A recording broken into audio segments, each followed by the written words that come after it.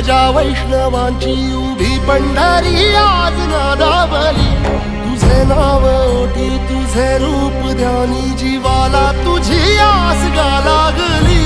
जरी बाप साऱ्या जगाचा परी तू आम्हाले कराची विठू माऊली.